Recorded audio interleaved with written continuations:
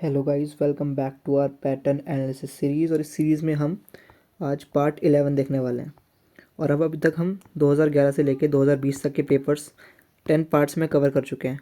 ठीक है, हमने वही वाले क्वेश्चंस लिए हैं जिसमें कुछ पैटर्न्स लगते हो, और ये पैटर्न्स ओवर द ईयर्स हर साल रिपीट होते रहते हैं। बस आपको यही पैटर्न्स पकड़ने हैं और थोड़ी बहुत नॉलेज हो तो आपका प्री क्लियर हो जाएगा। ठीक है, तो शुरू करते हैं 2021 से आज। First question, the governor of RBI is appointed by central government. Second है, certain provisions in the constitution of India give the central government the right to issue directions to RBI in public interest. अब इस statement में क्या गड़बड़ी है? इस statement में सब सही है, लेकिन जैसे इसने कॉन्स्टिट्यूशन लिख दिया कि अकॉर्डिंग टू कॉन्स्टिट्यूशन, तो हम क्या पढ़ रहे हैं?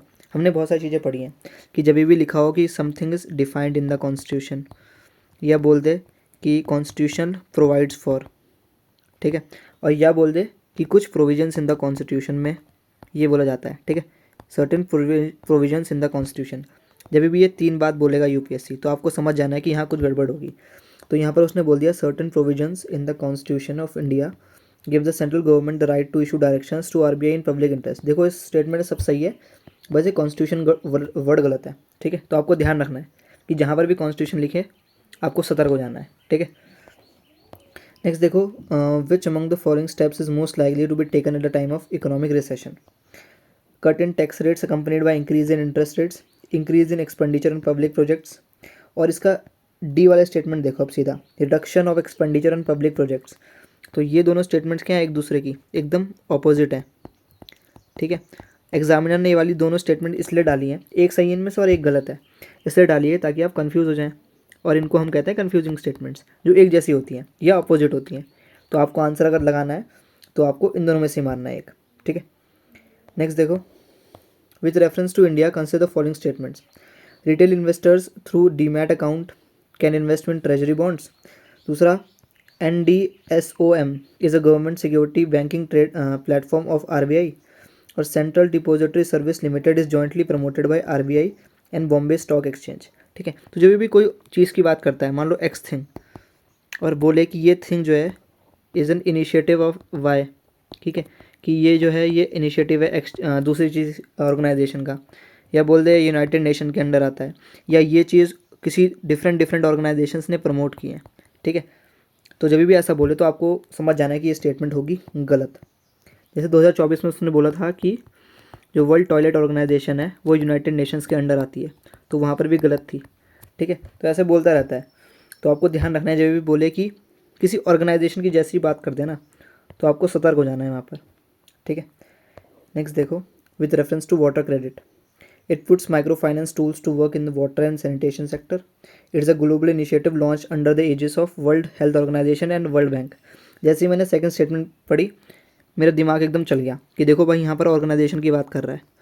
ठीक है, और हमने पिछले वाले क्वेश्चन में क्या पढ़ा, जब भी ऑर्गेनाइजेशन बोलेगा और बोलेगा कि ये वाला इनिशिएटिव जो है वो इस ऑर्गेनाइजेशन के अंडर है, जैसे ऐसा बोलेगा तो वो स्टेटमेंट गलत हो जाएगी। ठीक है, तो ये स्टेटमेंट क्या है हमारी? गलत है। ऐसा आपको ध्यान रखना है, जब भी कोई ऑर्गेनाइजेशन दे दे और उसका बोले कि ये इनिशिएटिव इस ऑर्गेनाइजेशन के अंडर है, तो वो मैक्सिमम केसेस में गलत होता है।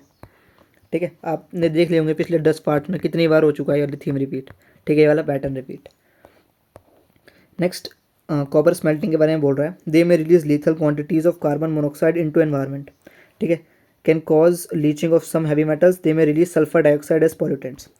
अब आप जरा ये वाली स्टेटमेंट देखो, फर्स्ट स्टेटमेंट और सेकंड स्टेटमेंट, इसमें सल्फर डाइऑक्साइड रिलीज़ हो रही है और इसमें कार्बन मोनोक्साइड रिलीज़ हो रहा है। ठीक है, लेकिन आप बस इसको ऊपर से देख रहे हो, इसको अगर डीपली एनालाइज करो तो यहाँ पर एक वर्ड है, कौन सा वर्ड है? लीथल। ठीक है, जो यूपीएससी ने यहाँ लिखा है और यहाँ पर ये एब्सेंट है। ठीक है, तो जैसे आप देखोगे, जैसे उसने लीथल वर्ड लिख दिया ना, ये स्टेटमेंट हो गई एक्सट्रीम। ठीक है, और ये स्टेटमेंट हो जाएगी गलत। देख रहे हो आप कैसे उसने पैटर्न बनाया कि यहाँ उसने लीथल नहीं लिखा है और यहाँ पर उसने लीथल लिख दिया है। तो जो भी बोले कि इट में release lethal amount of something, तो आपको याद रखना है कि एक एग्जाम में क्वेश्चन आया था PYQ, और वहाँ पर यूपीएससी ने वो स्टेटमेंट गलत मानी थी। तो अगर यहाँ पर भी गलत है तो वहाँ पर भी गलत होगी। ठीक है, बस आपको यह ध्यान रखना है, लीथल हो गया। या कभी भी बोल दे कि एक्स थिंग्स है ना, कोई चीज़ एलिमिनेट हो जाएगी। ठीक है, कोई वैक्सीन बनाई आपने और उससे कोई चीज़ एलिमिनेट हो जाएगी, तो एलिमिनेशन भी एक एक्सट्रीम वर्ड है, जैसे लीथल एक्सट्रीम वर्ड है। ठीक है, नेक्स्ट देखते हैं, with reference to 64 Yogini temple situated in Morena, near Morena, it is a circular temple build by this dynasty, it is the only circular temple build in India. तो जैसे उसने ओनली बोल दिया, हमें पता चल गया, क्या पता चल गया कि एक्सट्रीम स्टेटमेंट हो गई हमारी एक्सट्रीम। आप खुद सोचो ना, इंडिया इतना बड़ा है, इतने सारे हमारे पास आर्किटेक्चर बने हैं, ठीक है, हमारे पास क्या थे, मौर्यास थे, गुप्तास थे, इतने बढ़िया बढ़िया टेम्पल्स बनाए हैं, तो उन्होंने सिर्फ एक ही सर्कुलर टेम्पल बनाया होगा क्या? तो बस ऐसा सोचना है आपको एग्जाम में, ठीक है। और जैसे ही आपने ऐसा सोचा, आप समझ गए कि स्टेटमेंट क्या हो गई, गलत। और इस ऑप्शन में, इस क्वेश्चन में जैसे आप ये स्टेटमेंट गलत करते, वैसे आपको एलिमिनेशन से आ जाता आंसर, ठीक है। नेक्स्ट देखो, 21 Feb is declared mother tongue international mother language day by UNICEF. तो जैसे उसने ऐसा बोला, यूनिसेफ ऑर्गेनाइजेशन बोल दी उसने, यूनिसेफ। और हमें पता है क्या, जब भी कोई ऑर्गेनाइजेशन बोलता है और उस ऑर्गेनाइजेशन के अंडर बोलता है कि ये इनिशिएटिव है, तो वहाँ क्या करते हैं हम, वो स्टेटमेंट को गलत मानते हैं। तो अगर पीछे भी गलत थी इतनी सारी जगह, तो यहाँ पर भी गलत है, ठीक है। बस आपको याद रखना है कि कोई ऑर्गेनाइजेशन दे दे और उसका कोई इनिशिएटिव दे दे, ठीक है, तो आपको गलत मानना है। आप मारो ना मारो, लेकिन आपका जो कॉम्पिटिटर है वह गलत मारेगा और उसका सही हो जाएगा आंसर, ठीक है। नेक्स्ट देखो, पाम ऑयल के बारे में बोल रहा है, the palm oil is native to south east Asia, ठीक है।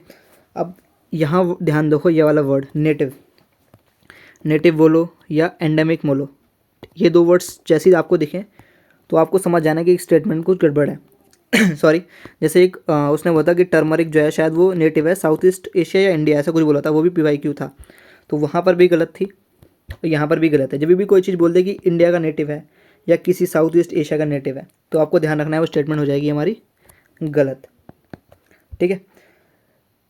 उसके बाद देखो, global ocean commission grants licence for seabed exploration mining, India is receive explorations, rare earth metals are present in sea floor in international waters. अब देखो first statement क्या बोल रहा है, किसी ऑर्गेनाइजेशन की बात कर दी ना उसने, कि कोई ऑर्गेनाइजेशन कोई काम करती है, जब भी ऐसा बोलता है या बोलता है कि इस ऑर्गेनाइजेशन का ये वाला इनिशिएटिव है या ये काम करती है, ठीक है, ये इसका वर्क डोमेन है, तो आपको ध्यान रखना है वो गलत हो सकती है, ठीक है, मैक्सिमम केसेस में गलत हो जाएगी, इसमें शायद IMO आएगा, ठीक है। तो यहाँ पर क्या है, ऑर्गेनाइजेशन गलत दे रखी है, बस आपको ध्यान रखना है ऑर्गेनाइजेशन जैसी आ जाए और बोल दे कि इस ऑर्गेनाइजेशन का ये वाला इनिशिएटिव है, ये ऑर्गेनाइजेशन इस बड़ी ऑर्गेनाइजेशन के अंडर काम करती है या ये इसका वर्क डोमेन है, तो आपको ध्यान रखना है क्या कि वो गलत हो जाएगी, ठीक है।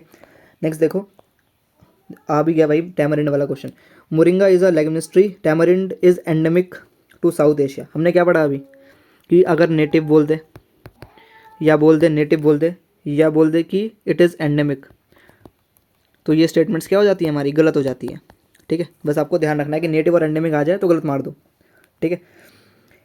नेक्स्ट देखो, right to city is an agreed human right and UN habitat monitors the commitments made by each country in this regard, ठीक है। हमने क्या पढ़ा अभी पीछे, हमने एक चीज़ पढ़ी, देखो यहाँ बोला कि ग्लोबल ओशन कमीशन ये वाला काम करता है, अब यहाँ बोल रहा है कि UN हैबिटेट ये वाला काम करता है, तो हमने क्या बोला कि ऑर्गेनाइजेशन आ जाए और उसका बोल दिया कि कोई ये काम करता है, तो मैक्सिमम केसेस में गलत होती है, तो अगर पीछे भी गलत थी तो यहाँ पर भी गलत है। आपको सोचना ही नहीं है भाई इतना, ऑर्गेनाइजेशन आ गई, उसका काम आ गया या कोई इनिशिएटिव आ गया या बोल दे यूनाइटेड नेशन के अंडर काम करती है या किसी अदर ऑर्गेनाइजेशन के अंडर काम करती है, तो वो गलत हो जाएगा, ठीक है। नेक्स्ट देखो, with reference to India, judicial custody means an accused in the custody on the concern magistrate and such is in the custody of the concerned magistrate and such accused is locked up in police station and not in jail, ठीक है। तो देखो यहाँ पर क्या हो रहा है, आपने एक चीज़ नोटिस करी होगी, उसने ये जोड़ के दिया है, एंड में जोड़ा है, ठीक है। स्टेटमेंट पॉजिटिव पॉजिटिव पॉजिटिव चल रही थी और लास्ट में उसने एंड लगा के या नॉट लगा के कुछ चीज़ जोड़ दिया है, तो हम क्या पढ़ते हैं, अगर स्टेटमेंट पूरी पॉजिटिव जा रही है और एंडिंग में कोई चीज़ नेगेटिव आ जाती है, ठीक है, तो वो स्टेटमेंट क्या हो जाती है हमारी, गलत हो जाती है। हमने बहुत बार देखा है कि इंडिया में सोलर पंप्स तो बन सकते हैं ये और वाई चीज़ नहीं बन सकता है, ऐसा देखा है ना हमने बहुत बारी, तो क्या हो जाती हैं स्टेटमेंट्स गलत हो जाती हैं, तो वहाँ गलत है तो यहाँ पर भी क्या है, गलत है, ठीक है। नेक्स्ट देखो, राइट टू प्रॉपर्टी के बारे में बोल रहे हैं, legal right available to citizens only, legal right available to any person, तो क्या हो गई हैं, एक जैसी स्टेटमेंट्स हो गई ना, सिमिलर साउंडिंग स्टेटमेंट्स हो गई, और इसे हम क्या कहते हैं, इसे कहते हैं हम कन्फ्यूजिंग स्टेटमेंट्स, एक जैसी दो स्टेटमेंट बनाई। देखो इसका आंसर वैसे क्या है, rights available to any person, इसका आंसर है बी। तो एग्जामिनर ने कैसे बनाया होगा ये क्वेश्चन, उसने पहले सेकंड स्टेटमेंट लिखी बी वाली, ठीक है, उसने बोला चलो एस्पिरेंट्स को कंफ्यूज करते हैं, उसने एक और स्टेटमेंट बनाई, यहाँ तक सही लिखा लीगल राइट्स अवेलेबल टू, उसके बाद लिख दिया सिटीजन्स ओनली, ठीक है, तो स्टेटमेंट बना दी गलत। अब ये दोनों हो गई एक जैसे स्टेटमेंट। और मैक्सिमम एस्पिरेंट्स क्या करते हैं, फर्स्ट क्वेश्चन पढ़ते हैं और इसे टिक कर देते हैं और वहीं गलत हो जाते हैं। ठीक है, आपको सारे ऑप्शंस पढ़ने हैं और ध्यान से पढ़ना है। जहाँ पर एक जैसे दिख जाए आपको समझ जाना है कि इन दोनों में से ही हमारा आंसर होगा। नेक्स्ट देखो, UNCDF and Arbor Day foundation have recently recognise Hyderabad as 2020 tree city of India. हमने क्या पढ़ रहे हैं भाई, हम इतनी देर से चिल्ला रहा हूँ कि कभी भी कोई ऑर्गेनाइजेशन आ जाए उसका बोल दे कि इसके अंडर ये वाला इनिशिएटिव है, तो क्या करना है हमको, हमें आंख बंद करनी है और उसे गलत मार्क कर देना है। ठीक है, कितने सारे एग्जाम्पल दिए आपको मैंने, इसी पेपर में दिए हैं 2021 के वाले में ही। ठीक है, तो बस आपको याद रखना है ये वाली थीम कि ऑर्गेनाइजेशन है उसका कोई इनिशिएटिव हो, किसी बड़ी ऑर्गेनाइजेशन के अंडर काम करता हो, तो मैक्सिमम केसेस में वो गलत होगा। ठीक है, तो देखो हम ख़त्म कर दिया हमने, ये 11 पार्ट्स हो चुके हैं हमारे, और 11 पार्ट्स लगभग 11 मिनट के ही हैं। कितने हो गए, 121 मिनट। 121 मिनट मतलब कितना, 120 मिनट मान लो, कितने हो गए, 2 घंटे हुए ना, 2 घंटे, 120 मिनट 2 घंटे होते हैं। 2 घंटे में अपने 11 पार्ट्स कंप्लीट कर लिए हैं और सब में कुछ ना कुछ पैटर्न्स पड़े हैं। ठीक है, और ये पैटर्न जो है वही रेप्लिकेट होंगे 2025 के पेपर में भी। आप मानो ना मानो, जो ये लेक्चर देख के जाएगा उसके कम से कम मान लो 30 नंबर तो ऐसे ही बढ़ जाएंगे। ठीक है, आप देख लेना, जब फ्री होगा उसके बाद में कोई वीडियो डाल दूंगा जिसमें मैं प्रूफ दे दूंगा। ठीक है, मैं भी ऐसे करके जाता हूँ एग्ज़ाम में, और मेरे मैक्सिमम जो है एग्ज़ाम्स ये वनडे वाले क्लियर हो जाते हैं जिसमें MCQ वगैरह आते हैं। ठीक है, इन्हीं पैटर्न से होते हैं, तो आप पढ़ते रहिए। ठीक है, मिलते हैं नेक्स्ट वीडियो में, टाटा बाय बाय।